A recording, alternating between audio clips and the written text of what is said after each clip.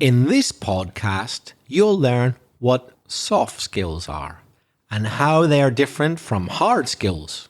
We'll give you some examples of soft skills so that you can widen your vocabulary and be prepared to answer questions related to soft skills if you find yourself in a job interview situation. Welcome to Aprender Inglés with Reza and Craig.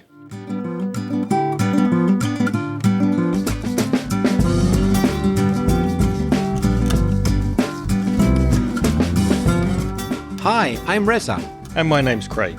And with nearly 60 years of teaching between us, we'll help you improve your English and take it to the next level. How are you, Craig? Oh, very well, my friend. How are you? I can see you've had your haircut. Looks very nice. I've had my haircut. I've drunk my very, very delicious coffee, which you have just made for me. Craig got a new coffee machine. Very good. From Italy. From Italy. And I didn't know there was such a thing as a coffee bag. I knew about loose coffee. I knew about coffee capsules.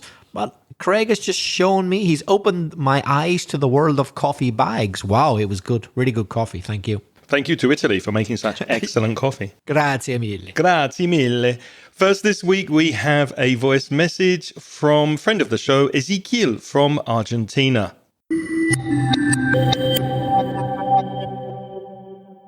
Hello, Reza. Hello, Craig. How are you? Here's Ezequiel again from Argentina. And well, I wanted to ask you about ways to be polite in English. I mean, I know some words, I listened, to your podcast about how to be polite, I think was the name. Because, in Spanish, we say usted for being polite, but I think in English, we do not have that kind of word. I mean, we say you to old people or you to young people. Well, I have that question. And also I wanted to suggest a podcast about false friends. Well, I guess related to Spanish, false friends, for example, sympathetic or sensible, because sensible is not the same as the Spanish word sensible, you see? That's it. Thank you, guys. Thanks for your amazing work. Bye.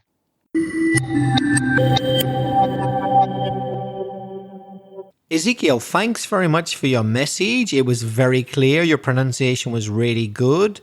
And you made some very good points. But I've got a question for you. Maybe I'm showing off my ignorance. I'm not sure. You said you're from Argentina. And you said we've got words like usted to be polite in Spanish. But hold on. Don't you say in Argentina vos? I thought you had your own word. Is that not an Argentinian thing? To be polite, you say vos? Have you heard that, Craig?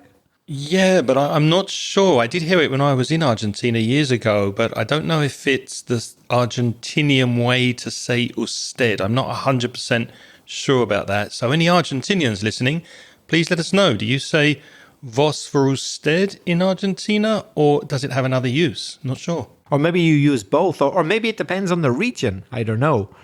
But a quick answer to your question is, no, you're quite right. We don't have any difference between usted or tú or even vosotros. Oh, you is you. You is you. But Craig, we do have ways of being polite though, don't we? Yeah, you could use would in some situations. So would you like is more polite than do you want, but both have the you in there. So we don't differentiate. We don't make a difference with the pronoun. We use other ways to be polite. For example, indirect questions. We use a lot of intonation when we're speaking to sound more polite. And as you rightly said, Ezekiel, we have made podcasts about this. So anyone who's interested in politeness in English, we spoke about English expressions that could be rude or impolite. I think that's the one that Ezekiel was speaking about. That's episode 498. So go to inglespodcast.com/498. We also spoke about how to be indirect and make polite requests in English. Episode 345, inglespodcast.com /345. And another useful one, I think, is intonation in English. Episode 268, inglespodcast.com/268. All of those links will be in this episode's show notes. Go to inglespodcast.com/580. 580. You'll see all of those links. Yes, you should check out all those episodes. However, can I give you a quick tip as a kind of shortcut? A shortcut is a way of getting directly to where you're going, although you might miss out some of the details. 2 words help very, very much in English. If you're talking to a man and you want to definitely use the usted form in Spanish, but you are not quite sure, simply add the word sir, and that will do. And if you're talking to a woman, well, if it's in a British English context, add the word madam. And if it's American English, add ma'am. And that will be polite enough. So, yes, intonation, all the rest is very important. But there's such a difference between, is this chair free? Or, is this chair free, sir? Ah, sir. Or, ma'am. That's a different word. So that's like a shortcut, isn't it? By adding the word sir, that's kind of like our usted. Yeah, that's a very good point, Reza. I'd also add that please and thank you go a long way in English when you're speaking, especially to strangers. So we use please and thank you a lot more than in some other languages. So don't forget to use your please and thank yous. Reza, have we spoken about false friends before? Oh, we have, but wow, a long time ago, episode 64. Wow. So I'm guessing that was, well, I can more or less work it out, about 9 years ago? Yeah. Something like that. 9 or 8 years ago. Yeah, because we've been going for what? How many years now? Is this our 10th year, isn't it? I think it is. So episode 64. We got a link in the show notes you can click on. So it's inglespodcast.com/64, an episode on false friends way back from then. Way back in the past. And you're right, Ezekiel, it's sensitive and sensible false friends in Spanish. Lots of false friends, and you'll find most of the common ones in that episode 64. Now, we'd like to say thanks once again to Carmen from Malaga. Hi, Carmen. We hope the podcast, your podcast, is going well. We hope you think ours is going well. We think it is. Remember that Carmen has a podcast all about Malaga, and she's given us the idea for this podcast today, the idea of soft skills. So, Craig, what's the difference between soft skills and hard skills? That's a very good question. Let's start by looking at hard skills. So what are they? Hard skills are technical, job-specific abilities, the kind of skills and things that you use in your job on a day-to-day basis. So they are the kind of abilities or skills that can be taught to people. They can also be measured, like how well are you doing them, and they can be tested. So they're the kind of things that you learn when you're at school, or if you do a training course, or just by experience. And we have a few examples, Reza, don't we? Yes, for example, imagine you know how to program in JavaScript. Not everybody does. I don't. Do you, Craig? No, I don't know how to program in any language, computer language. There you go. So that's definitely a skill, because in this day and age, for any decent job, any well-paying job, you pretty much need some computer skills. Well, AI can program pretty much That's true. AI can program as well as these humans days. now. So, yeah. That's true. But if you can understand programming, even though AI is doing it sets you out as apart from the others better. I'm sure it won't do you any harm to have it in your CV if you know about programming in JavaScript. It would definitely be a skill, a hard skill. That's something that can be measured. It's very concrete. It's very clear what that is. And there are other hard skills, for example, accounting. If you know how to do bookkeeping and accounting, that's definitely a hard skill. In a factory, operating machinery, maybe doing data analysis is another hard skill. How quickly you type, your typing speed on a keyboard. Or, Reza and I are podcasters, we're using microphones here and we edit the podcast. So podcasting experience is a hard skill. Any musical training, and also your language proficiency. How good is your English? How good is your German or your Chinese? Those are examples of hard skills. And Reza, how are they measured? How do we test hard skills? So they are measurable. That's the key. That's what hard skills are.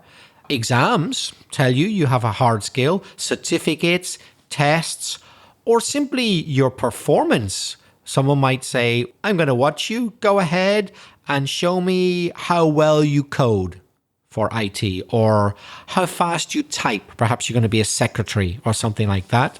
Exams, certificates, tests, or simply performance, they all show how a hard skill can be measured.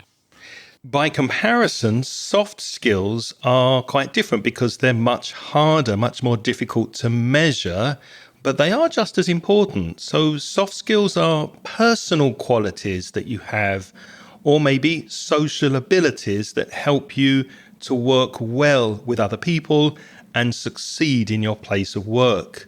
Reza, have you got a couple of examples of soft skills? Well, the most obvious ones which come to mind are communication, teamwork, time management, problem solving, adaptability, and I would also include emotional intelligence.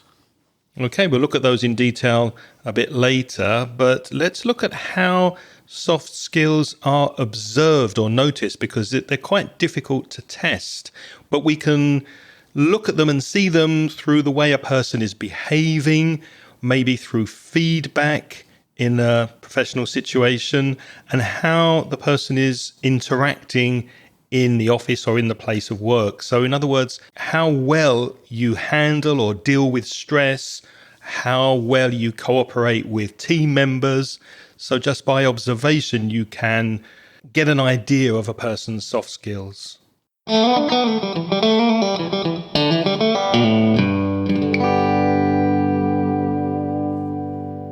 Let's take a quick break here, because I know you listen to this podcast to take your English to the next level. But what about your speaking? Is your fluency improving? Are you happy with your speaking skills? My conversation course focuses on making you a more confident and more fluent English speaker.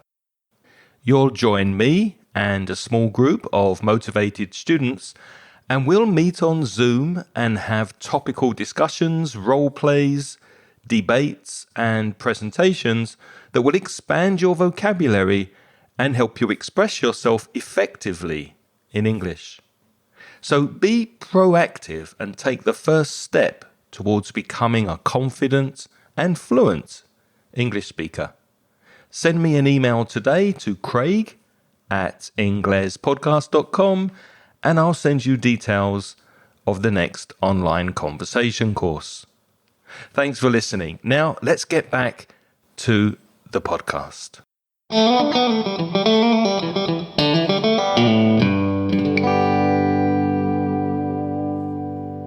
So let's look at soft skills a bit more in detail. How would you explain communication skills?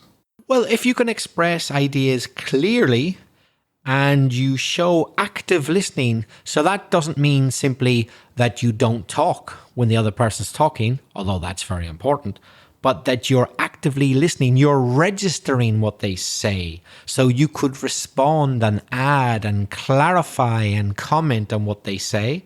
Also, if you can speak with confidence, and above all, if you can get the message across, make the other person understand you, you've got good communication skills.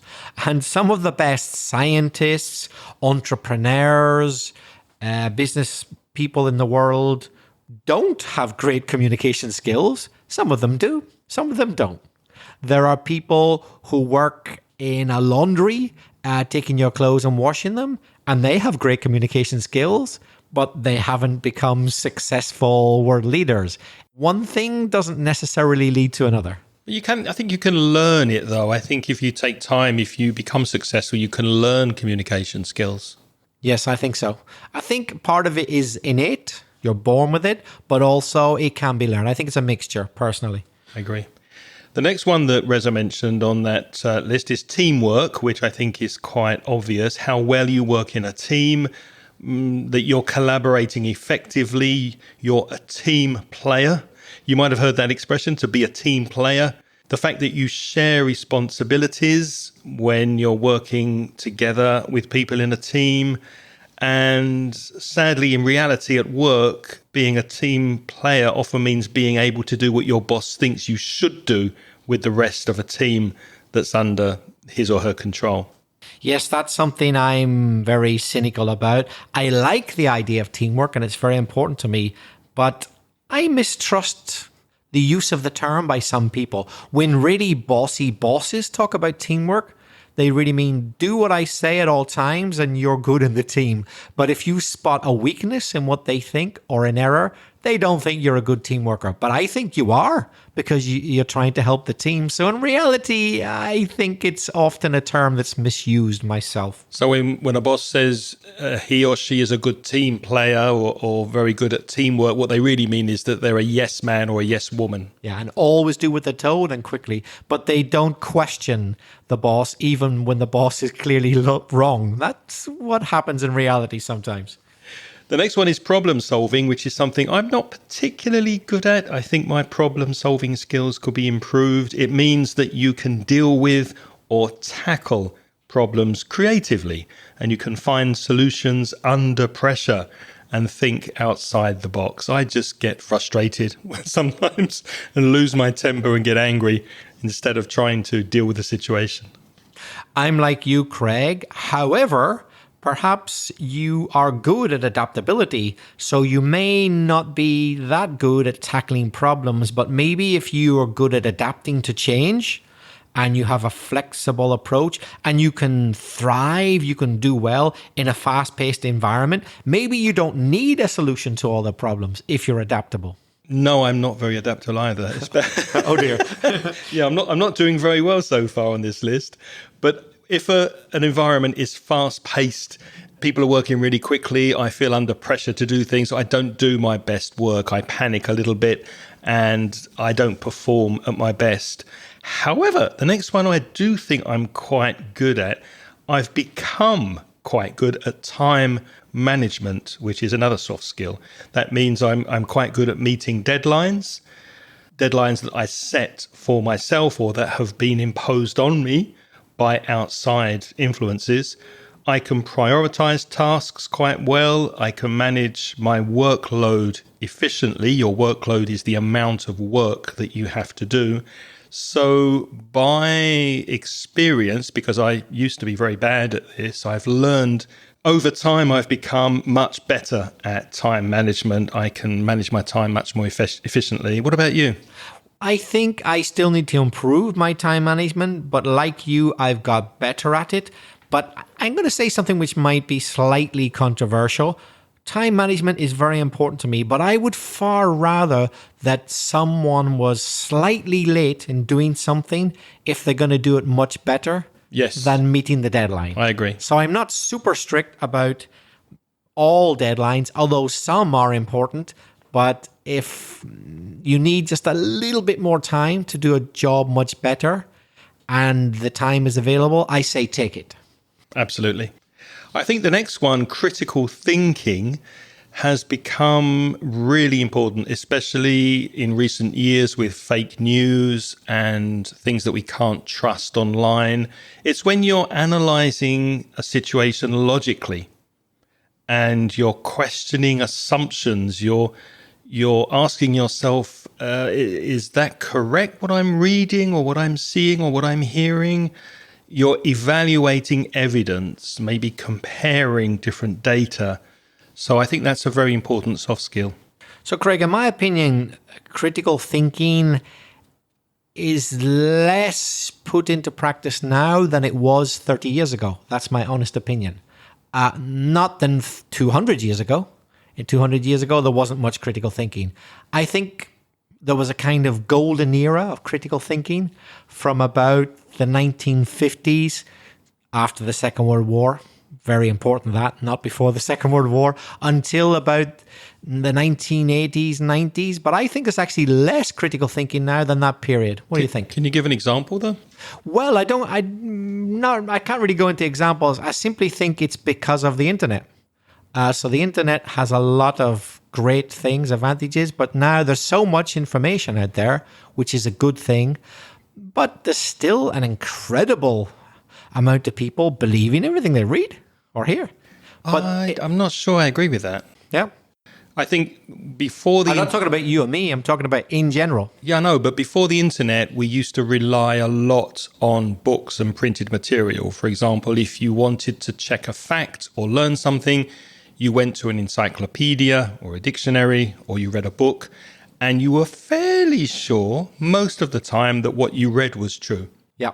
But I think these days, with the internet, with so much information, and now in recent years, fake news, you really have to think critically. Is this true what I'm seeing? Is this video real? Did this really happen?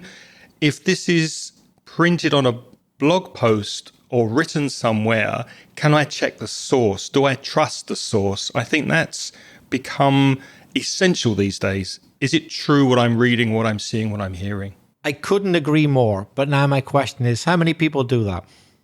Does everybody do that? Couldn't agree more, but does everybody do it? That's the question. This is my point, that yes, you can do that. And internet gives you the opportunity to have access to more reliable sources than ever.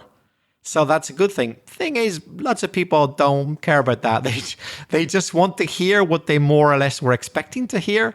And if they regularly hear what they more or less want to hear, they'll stick with that source, and they like that, and they kind of won't check.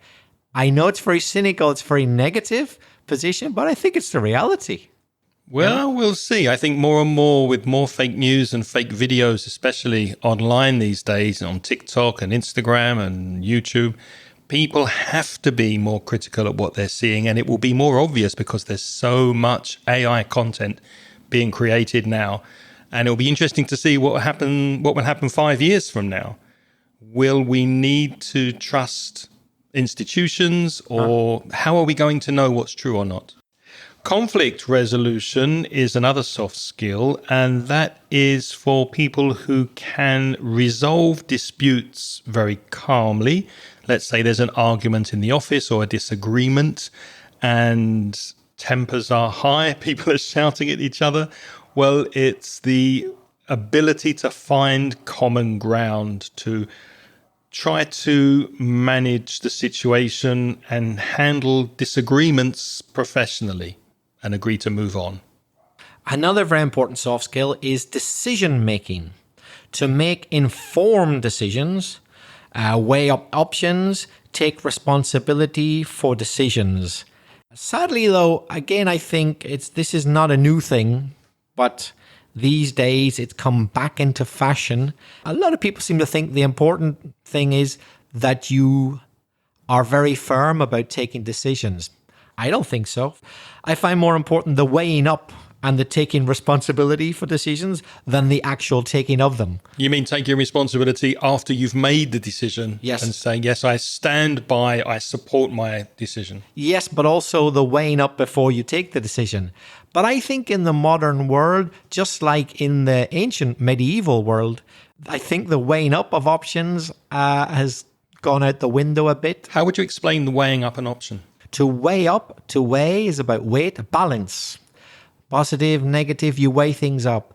And I think it's partly to do with our current obsession with short-termism. People don't think much about the long term these days. So it's like, I want to make a decision and I'll make it now quick. Well, hold on. If you're a politician, if you make the wrong decision, 20 million people could die. Don't care. I want to make it today. Maybe you should take a couple of days to make that decision. Nah, they want to take it quick. So for me, decision making, it's more about the weighing up and the getting informed first than being strong and taking it. But being strong and taking the decision when the time comes is important. But I'm not sure people critically think enough before they take the decisions. That's my opinion these days. I used to be indecisive, but now I'm not so sure.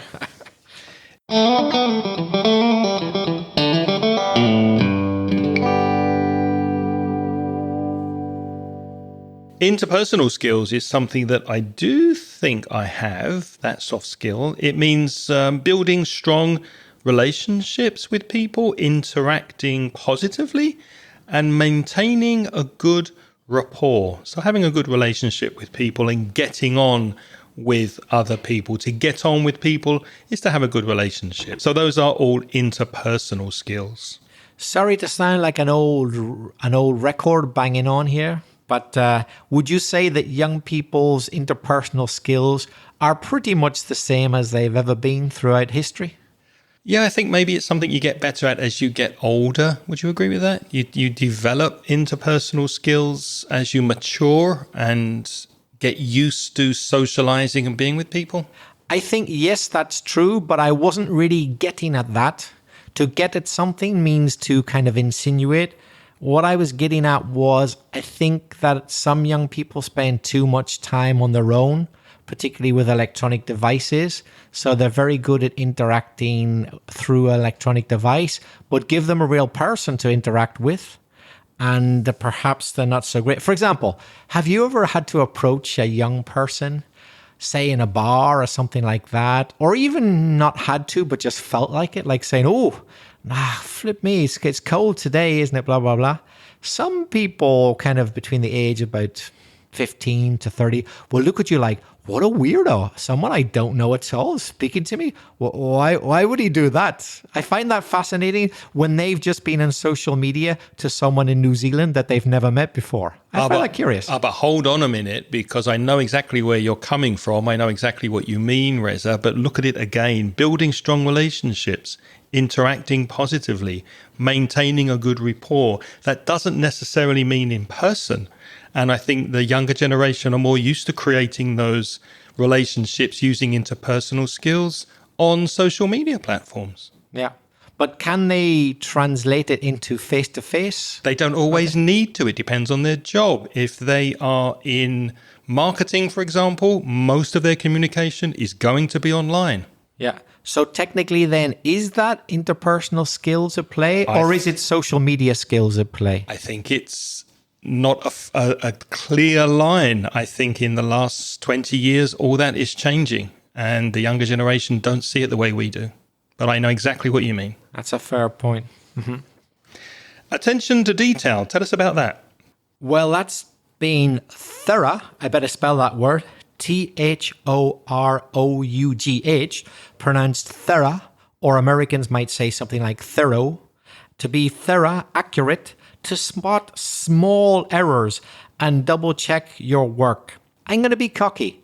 I think What does cocky mean? Cocky means to praise yourself. I think my attention to detail is very good. I agree. Although I say it myself. I agree. Although perhaps I'm not the best person at diplomacy, but I think I'm pretty good when it comes to attention to detail. For me, I like people who pay attention to the small details. That's my kind of person. Mm-hmm. What about you? Is that important to you? It is. And they do say the devil is in the details, meaning it's really important to focus on the small stuff and be very careful with details. I agree 100%. Self-motivation is another soft skill that is motivating yourself and being able to work independently by yourself, to stay focused, and to take the initiative to do things on your own. I think I'm okay with that, but sometimes I do need a kick up the bum to get motivated and get working. But I think I'm fairly good at that, considering I'm working independently as a self-employed teacher these days. What about you?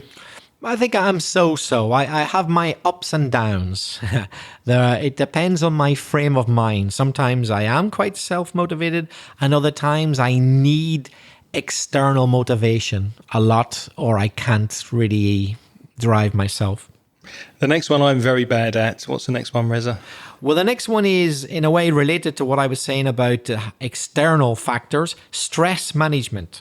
So if external factors are bothering you, can you stay calm under pressure? Can you handle stressful situations? Can you maintain balance? If you can do all that, then you have good stress management skills. Can you do all that? I'm not very good with handling stress. If I get a lot of work on my plate and I feel that I'm overwhelmed by work, then I get very stressed and I don't focus very well on what I've got to do. I don't know what to do first. I have difficulty prioritizing tasks. So I prefer to work not under pressure, which obviously means good time management, good organizational skills, and good planning so that you don't get stressed by an overload of work. Our next word is a word which has come to the fore. That means become very popular, often talked about these days. That's F-O-R-E, not F-O-R-E, not the number F-O-U-R. Come to the fore, the foreground. And that is accountability.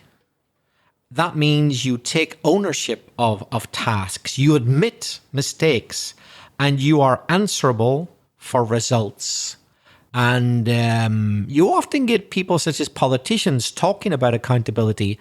Another thing is if they put it into practice, they'll tell you they do, but you often wonder if they really do. I'm not so sure. That's very true. Presentation skills are also very important as a soft skill. That's the ability to speak confidently in front of an audience, or even online, doing presentations on Zoom, for example, being able to structure a talk clearly, engage your listeners, put across, which means to communicate, to put across ideas and concepts. Presentation skills, I don't know if they are taught these days in schools and universities, but I definitely think they should be.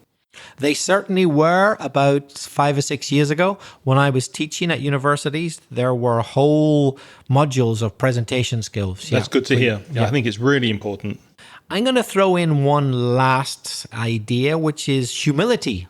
But you'll often won't find this on the list from motivational speakers and coaches on the list of how to be the best version of yourself. But I think they should put it in, and that is humility. That means you don't overstate your abilities and you know your limitations, although that doesn't mean that you can't try to overcome them. But you know your current limitations. That's humility. It's perhaps the most debatable skill. Some people might say it's not important. Other people might say don't do it at all. I would say the Dalai Lama would be a keen supporter of humility. I'd like to think so. Otherwise, I've grossly misunderstood him. I think so. But, you know, some of these kind of archetypal alpha male guys, they would say, humility is for losers. I would disagree with them. What are your thoughts on humility? Yes, I agree. The adjective would be humble, wouldn't it? A humble person, a person who doesn't shout about how good they are or how wonderful they are. And I do think that's important. And it's something that I often bear in mind, humility. Yeah. It's something that used to be associated with good leaders a lot. But it's not these days. Not these. Again, we're going back in cycles. Humility was not really in the 1930s and 40s. It caused a couple of wars, in fact. And it seems to be that we're going that way. Certain presidents, I won't say who, and you'll never guess who, don't seem to be very humble these days. No. And a lot of people seem to like that. Well, we'll have to see how that unfolds and develops. But now it's your turn to practice your English. Do you have any of the soft skills that we've mentioned? Why don't you send us a voice message and practice some of the vocabulary? Tell us about your soft skills. And if you like, you can tell us about your hard skills as well. Reza, how can people get in touch? Well, probably the best way to demonstrate your soft skills is through your voice. So why not send us an audio message to speakpipe.com/English podcast. There's a link in the show notes to that. Especially if you have a nice soft voice. But if you prefer a hard email, you can send your emails to me. I'm Craig, CRAIG @inglespodcast.com. And to write to Reza, write to Belfast Reza, REZA @gmail.com. And if you're a Spanish speaker and you want to improve your English with free or paid resources, you can visit the Mansión Inglés website. It's mansioningles.com. And also, specifically for paid products, you can browse the online store at store, that's S-T-O-R-E, store.mansioningles.net. And before we say goodbye this week, a huge thank you to all of our lovely Patreon supporters. And you too can be a Patreon supporter of the podcast. And by doing so, you get instant access to the transcriptions of this podcast and also a monthly live Zoom chat with me so that you can practice your speaking on Zoom. For more information, go to patreon.com, patreon.com/Ingles podcast. Reza, who are our most recent Patreon supporters? So a big thank you for joining us this month to Victor Gutierrez and Priscilla Benavides. But we haven't forgotten all the other Patreon supporters who've been with us for a while. Thank you to all of you. Thank you very, very much. Reza, what's next week? Next week, we're going to talk about a very famous brand, the store, as we say in English, IKEA. But you say IKEA in Spanish. We're going to talk about IKEA. So, shopping for furniture next week. Please join us for that. Until then, thank you for listening this week. Have a lovely week ahead. Goodbye from me. And bye-bye from me. If you enjoyed this podcast, please mention it to a friend so that more people can listen to us. And we remind you that the music in this podcast is by Pitts. The track is called See You Later.